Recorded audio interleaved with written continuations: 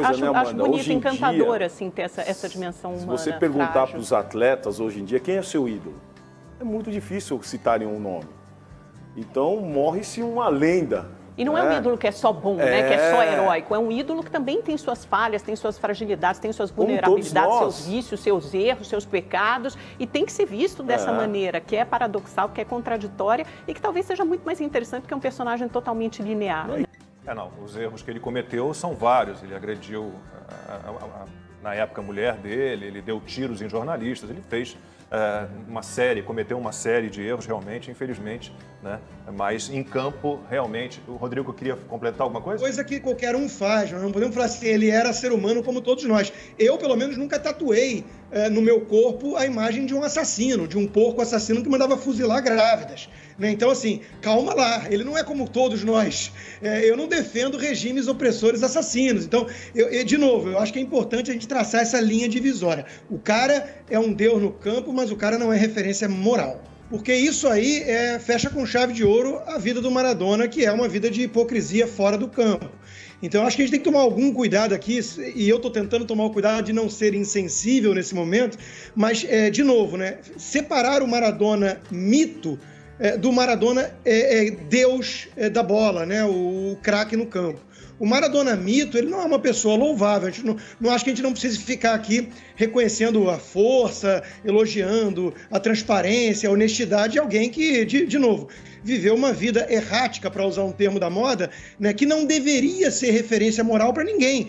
Aliás, essa é a minha preocupação, é que a garotada confunda as coisas, né? Pegue o ídolo do campo e ache que ele seja uma referência como ser humano, como pessoa. Não, não é. Né? Não é, e tem um psicólogo argentino, Sérgio Sinei, autor de um livro chamado O País que se Recusa a Crescer, onde ele fala do fenômeno da adultescência, e ele cita especificamente o caso do Maradona, que era vivo na época do livro, né?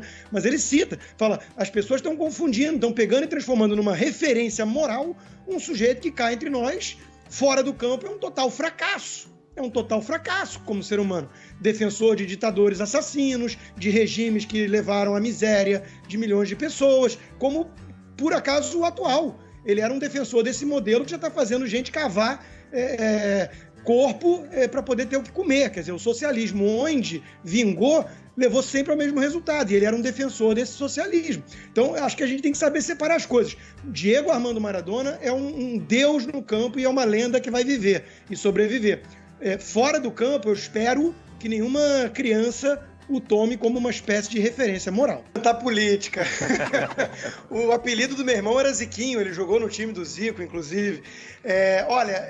Eu não vou, justamente por isso, Lacombe, na presença de especialistas, eu não vou me aventurar por essa seara. Era, sem dúvida, um dos maiores jogadores do mundo, talvez arriscando um palpite de palpiteiro, maior que Messi, menor que Pelé, né? Mas eu queria puxar esse gancho aí, que é a minha área, né? Exatamente isso. O fato da Copa do Mundo ter sido em 86, 4 anos após a Guerra das Malvinas, né? Isso teve todo um simbolismo e colocou o Maradona como esse herói nacional, né? Foi uma espécie de vingança, de revanche da humilhação sofrida em Falklands, ali com a derrota argentina, né? E com a vitória, que, aliás, fortaleceu muito politicamente Margaret Thatcher, que permitiu com que ela fizesse ali reformas também importantes para o país que vinha flertando com o socialismo. E aí é minha área, né? Infelizmente, nós estamos vivendo hoje tempos esquisitos, eu queria a opinião dos convidados, que não conseguem separar uma coisa da outra. O Maradona era excepcional em campo, era um grande jogador de futebol. Como ser humano, aí há controvérsias. Era um defensor de ditadores sanguinários, de assassinos, como Fidel Castro. Tinha tatuado no corpo dele um sujeito realmente cruel, monstro, né? Assassino, que é o Che Guevara. Então não dá para admirar como referência moral, como um ser humano louvável. Então uma coisa é uma coisa, outra coisa é outra coisa. Eu vejo essa incapacidade hoje em dia quase geral, né? Nos dois lados do corredor. Tem turma que fala assim, não quero reconhecer o grande talento porque ele era um comunista e defensor desse pessoal todo de Foro de São Paulo e tudo. E do outro lado o pessoal idolatrando ele como um indivíduo, porque ele tinha um grande talento com as pernas, né? Então acho que a gente tem que saber separar as coisas, talvez. E quem deu uma pisada na bola feia, assim, não vou politizar não, pelo amor de Deus, foi o Emmanuel Macron. Não sei se o Rodrigo viu a declaração dele, diz que deu felicitações depois da morte ao Maradona por ter feito um gol de mão contra a Inglaterra de Margaret Thatcher. algo que é desnecessário. Macron é sempre polêmico. Né? Mas é isso, a gente tem que separar. Maradona era um deus dentro de campo, realmente era um jogador excepcional. Fora de campo ele teve os seus problemas, né? Defendeu ideias nas quais ele acreditava. Pelo menos a coerência dele a gente não pode questionar de maneira nenhuma. Mas ele defendeu Carlos Menem também, né, que era um ultraliberal, defendeu as privatizações, defendeu os fazendeiros contra o governo Kirchner no começo. Aí quando se tornou técnico lá na Argentina, passou a defender o kirchnerismo. Aí o Rodrigo é exatamente o que ele fala, também defendeu o Hugo Chávez, era o Fidel Castro. Então era uma Fidel personalidade... Castro era o segundo pai para ele. Era uma personalidade paradoxal, né? E eu acho interessante porque todas essas contradições fazem parte dessa dimensão muito humana, né? Demasiado humana para parafrasear Nietzsche do Maradona, tem a questão que também tem essa que coisa ele com as drogas. sabia muito bem que ele era um formador de opiniões. Sim. Então ele tinha isso muito concreto. Isso. Constantino. Não, agora eu tenho uma pergunta para os dois, mas principalmente para o Paulo Sérgio, talvez, que jogou, né? Aí é de leigo mesmo, e sempre com a ressalva de que a gente, às vezes, idealiza o passado, né? E sempre critica muito o presente. Então, há essa percepção generalizada de que não se faz mais o futebol como antigamente, né? Eu quero saber deles o que mudou, se realmente essa questão do preparo físico ou do dinamismo em campo, se isso não vai mais permitir um futebol arte como a gente vinha na época do Pelé e depois até a época do Maradona. Hoje em dia, muitos criticam, né, os jogos atuais. Eu, particularmente, o nível do futebol mundial diminuiu bastante. Haja vista, hoje eu sou embaixador da Bundesliga, do campeonato alemão, nós vemos o número de brasileiros que foram transferidos para a Alemanha diminuiu muito. Então nós vemos que o nível do futebol brasileiro também diminuiu.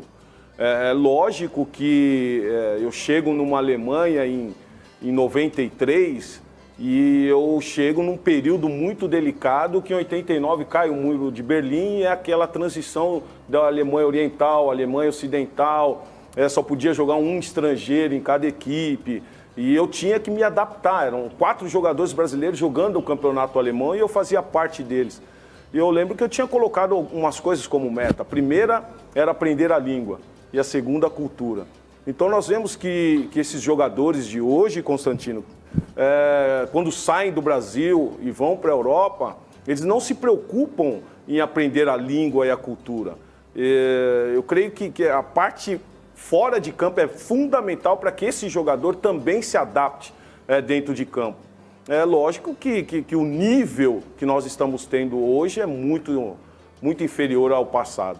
Fefon, o futebol mudou e mudou para pior, você concorda? Eu acho que sim, eu acho que o futebol mudou para pior, primeiro por organização também de dirigentes, né? Então você não trabalha bem as categorias de base, você não tem jogadores bons se formando e isso prejudica demais. E também a intensidade do futebol. O futebol hoje, ele é muito mais intenso do que ele era antes, até pelo preparo físico mesmo, a marcação, ela é muito mais intensa. Então para você criar uma jogada, fazer alguma coisa de efeito, você tem uma marcação muito mais forte. E tem outra então coisa, eu acho que o futebol... Lacombe, para escolher esses garotos. A escolha desses garotos é muito difícil. Sim. O garoto técnico, baixinho, não joga hoje. Não, e querem resultado já nas categorias de base. Então você não pensa em preparar jogadores. O técnico da categoria de base, ele precisa mostrar resultado ali, senão ele perde o emprego. É isso. Então ele começa a privilegiar essa meninada que cresce primeiro, né? Que é mais forte, que é maior, e deixa de lado aqueles menorzinhos que... E a qualidade técnica vai diminuindo, fica mais a força. Mas o Maradona era baixinho, né? Qual era o tamanho do Maradona? Mas era outra época. E talvez hoje em dia ele não se criasse tanto. Não sei. Dependendo de onde ele caísse, da categoria de base, também, da né? política O Messi é bem baixinho, então ele teve que fazer um esforço muito grande para compensar isso, né? Romário é outro baixinho, sensacional, maravilhoso, joga muita Bebeto, bola, jogou muita bola. Na Copa do Mundo, nosso ataque era Romário e Bebeto, né? 2 baixinhos. E o Romário fez gol de cabeça. Gol de cabeça. Peraí, gol de cabeça contra a Suécia. Contra a Suécia. Final de Copa. Subindo quase que 1 metro do chão. O baixinho não é fácil, não. Tem um lado também, quando a gente fala em Messi, Maradona, o Fefon, o Paulo podem comentar, também tem uma questão de identificação com o país. Sim. Eu que tenho um pezinho na Argentina, eu posso falar.